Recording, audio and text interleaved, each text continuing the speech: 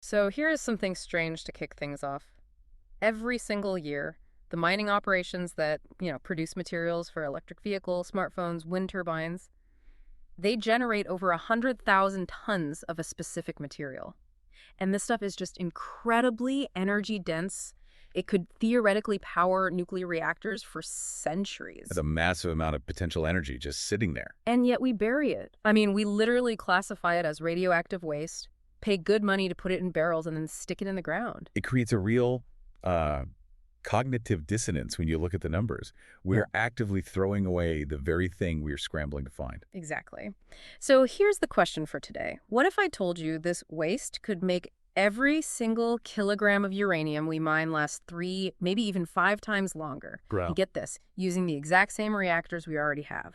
And that is the core proposition we're digging into. We aren't talking about some, sci-fi future reactor that won't be built for 40 years. Right. We're looking at a solution that is hiding in plain sight. Something that bridges the gap between our current nuclear limitations and, well, a truly sustainable future. Welcome back to the deep dive. Today we're unpacking the story of the thorium catalyst. We've got technical feasibility studies, industry analysis, and some data that frankly makes you wonder who is in charge of our energy planning. It's quite the pile of research. It is. The mission today is to figure out if we are really sitting on a gold mine, or I guess a thorium mine, that we are treating like trash. It's a fascinating topic because it touches on everything from geology to economics to, nuclear physics. But we have to start with the problem before we can really appreciate the solution. Why do we even need to make our fuel work harder? Right, let's establish the baseline. We have this resource math problem. I think most people assume that because nuclear power is so dense, we have infinite fuel. I certainly did. But that's not quite right, is it? No, unfortunately not. It's not an immediate crisis, but it is a pretty severe constraint. If you look at identified uranium reserves, at our current rate of consumption, we have about 100 years of supply left. Which, to be fair, sounds like a long time. 100 years feels like not my problem. It sounds like a lot to a person, sure, but in the energy world, that's the blink of an eye. And you have to consider the context. First, mining new uranium is just incredibly slow. It can take 10 to 15 years just to permit a new deposit. And demand isn't exactly flat right now. That's the other factor. I mean, we aren't just turning on lights anymore. We are building these massive AI data centers that eat electricity for breakfast. We have developing economies electrifying, rapidly. Electricity demand is projected to just skyrocket. So if we double our nuclear capacity for that AI demand, that 100-year runway suddenly becomes 50 years. Exactly. And then there's the whole geopolitical layer, too. Mhm. Enrichment capacity, the process of turning raw ore into usable fuel, is concentrated in just a few countries. So you have a resource that's finite, difficult to scale up quickly, and it's vulnerable to supply shocks. This is where the question shifts. It's not just where do we find more uranium, but can we make the uranium we already have work harder? Precisely. It's an efficiency problem, and that is where thorium comes in. Okay, let's unpack the solution. I've heard of thorium before, but usually it's framed as this totally different type of reactor, like the liquid fluoride thorium reactor that you hear about online. But from these sources, that's not what we are talking about today. No, and that's a really crucial distinction to make. We aren't talking about building new machines. We're talking about using thorium as a blend. Think of it like a fuel additive. Or like a turbocharger for the fuel we already use. That's a great analogy, a perfect way to picture it. In a standard reactor, you have fuel pellets made of uranium dioxide. Fission happens, heat is released, water turns to steam. Simple enough. But with a thorium-uranium blend, you mix in about, say, 20 to 50% thorium dioxide into those same pellets. Okay, so you have this cocktail of uranium and thorium. I assume they do different things inside the reactor. This is where you get the bonus fuel effect. So when the uranium atoms split, they release neutrons. Some of those neutrons fly over and hit the thorium-232 atoms that are mixed into the pellet. And thorium on its own doesn't do much. Right, it doesn't fission easily, it's just sitting there. Hmm. But when it absorbs that neutron, it transforms. It converts into uranium-233. And uranium-233 is the good stuff. It's excellent stuff. It's fissile. So while you're burning your original uranium, you are simultaneously breeding new fuel right there inside the reactor. That is wild. You're essentially refilling the tank while you drive. To an extent, yes. Now, I do want to add a nuance here because I don't want to oversell it. Some advocates call this breeding, and they imply you create more fuel than you burn, like a perpetual motion machine. Which isn't what's happening. No. In these standard reactors, the ratio is actually about zero point 0.6 to zero point 0.8. So you are replacing every atom you burn, but you are drastically, and I mean drastically, multiplying the efficiency. The sources mention that each kilogram of mined uranium produces 3 to 5 times more energy before the fuel is spent. That's a massive jump. It is. And the most critical part of this, and this is what makes it a now solution rather than a later solution, is the drop-in factor. This was the, wait, really moment for me. Hmm. The sources claim this works in something like 90% of existing global reactors. Yes. Pressurized water reactors, boiling water reactors, CANDUs, the whole fleet, basically. Yeah. Because you are just blending the thorium into the standard fuel pellets, you don't need to redesign the reactor core. You don't need to build a new billion-dollar facility. You just change the recipe for the fuel assembly you lower into the water. And there was a safety bonus mentioned, too. Something about the physical properties of thorium dioxide. Right. Thorium dioxide is just incredibly tough. It has a melting point of 3,350 degrees Celsius. Now, compare that to standard uranium fuel, which melts at around 2,800 degrees. Wow, that's a huge buffer. It is. It gives you a much, much higher safety margin in an accident scenario. Plus, it's chemically inert. It doesn't oxidize. If the fuel cladding breaks, uranium pellets can react with the water and degrade. Thorium pellets just sit there. They are basically ceramic rocks. So it's tougher, safer, and makes the fuel last longer. Which brings us to the supply chain. If we're going to start dumping thorium into our reactors, where are we getting it? And this circles right back to the intro. The waste arbitrage. This isn't my favorite part of the whole economic case because it literally turns a liability into an asset. It's the rare earth connection, right? Correct. When we mine rare earths, neodymium for magnets, all the stuff for batteries and screens, it almost always comes bundled in a mineral called monazite. And monazite is rich in thorium. And currently, the mining companies see this as just a massive headache. Oh, a huge headache. Because it's mildly radioactive, they have to separate it out and then pay to store it or bury it. Yeah. China produces about 100,000 tons of this stuff every year as a byproduct of their rare earth dominance. Can we just pause on that number? 100,000 tons per year. That is not a few barrels. That is a mountain of material. It's industrial scale. And it's not just China. India extracts it from beach sands when they mine for titanium. Brazil, Turkey, Norway, Australia.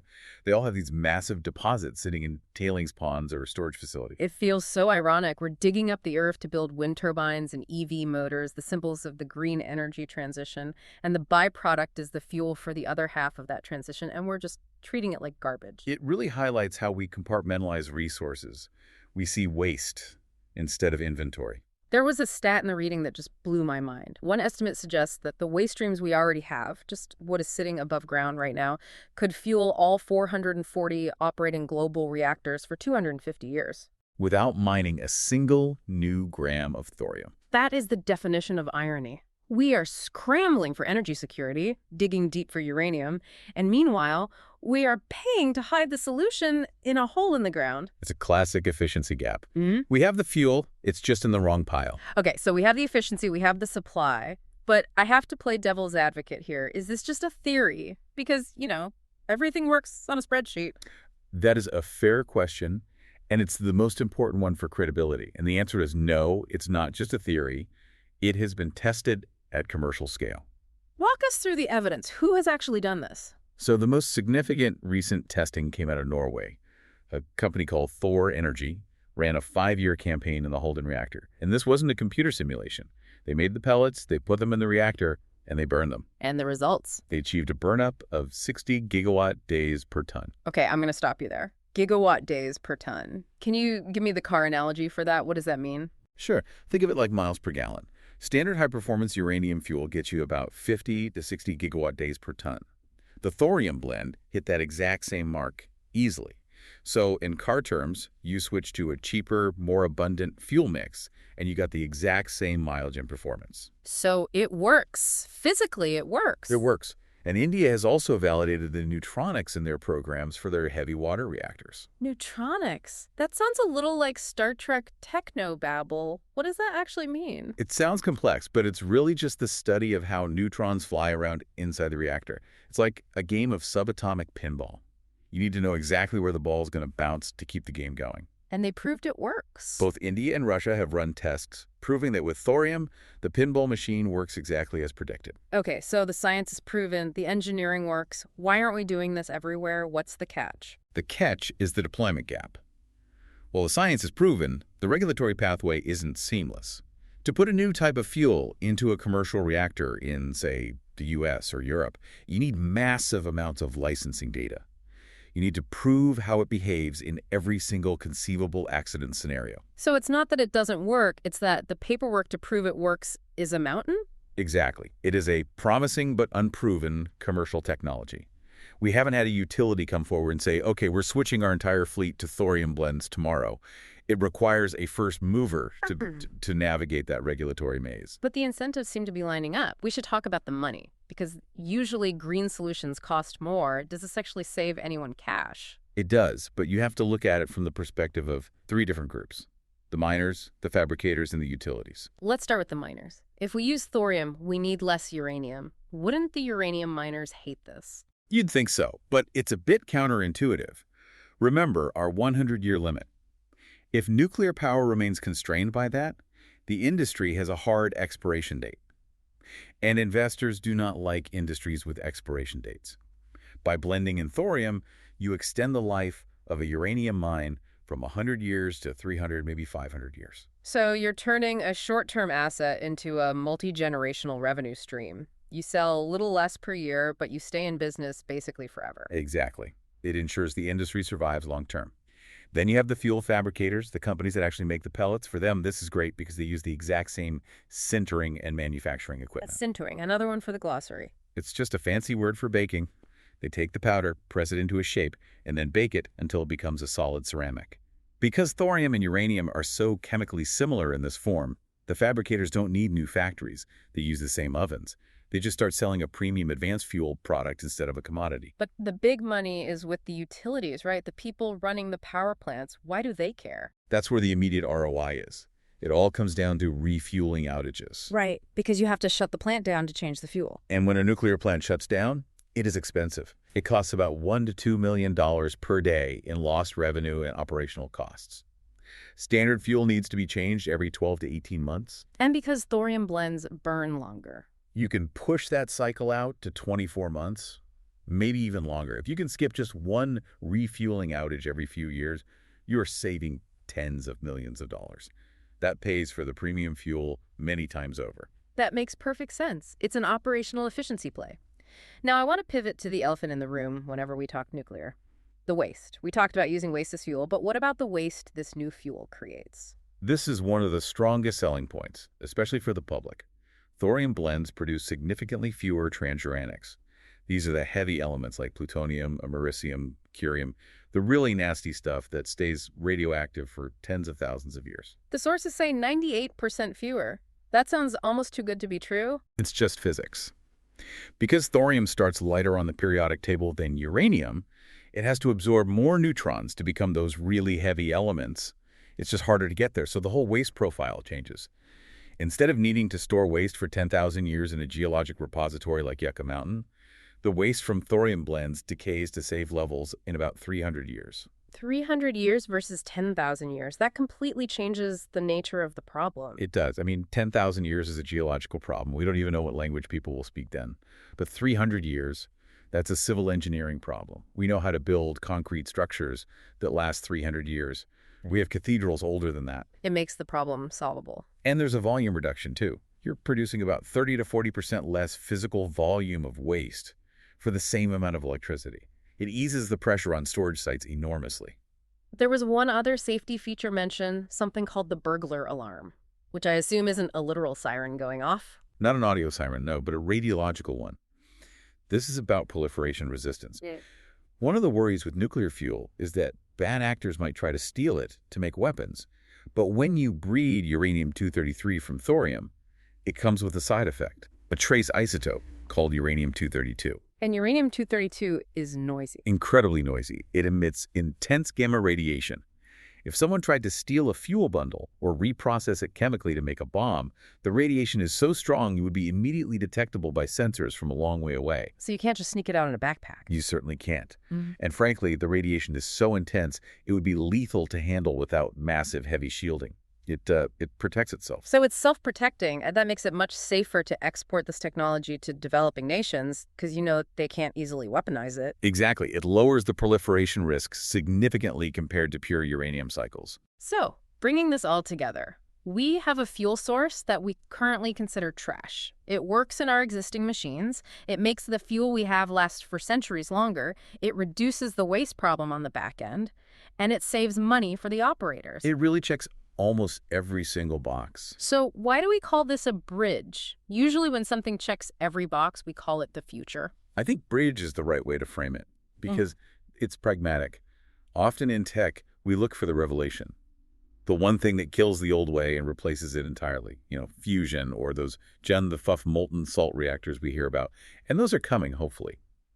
But thorium blends aren't a revolution. They're an evolution. They buy us time. They buy us a lot of time. They keep the current fleet of reactors viable and economic all the way to 2050 and beyond.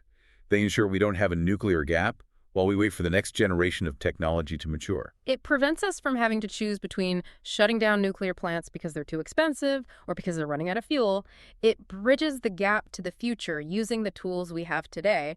And it does it by closing the loop on a waste stream we're already creating. That brings me to the final thought I want to leave you with. It's something I've been mulling over since reading these sources. We have this habit as a society of throwing away things we don't understand yet. We assume if we can't use it today, it has no value. Exactly. We are currently digging up rare earths to build wind turbines, the symbols of green energy, and in the process, we are burying the battery for the nuclear reactor. We are paying to hide the energy of the future because it's inconvenient for the mining of today. It really makes you wonder what other waste streams we have that our grandchildren will look back on and just say, I can't believe they threw that away. Maybe the solution isn't always finding new energy. Maybe it's just stopping ourselves from throwing the old energy away. That's it for this deep dive into the thorium catalyst. Thanks for listening.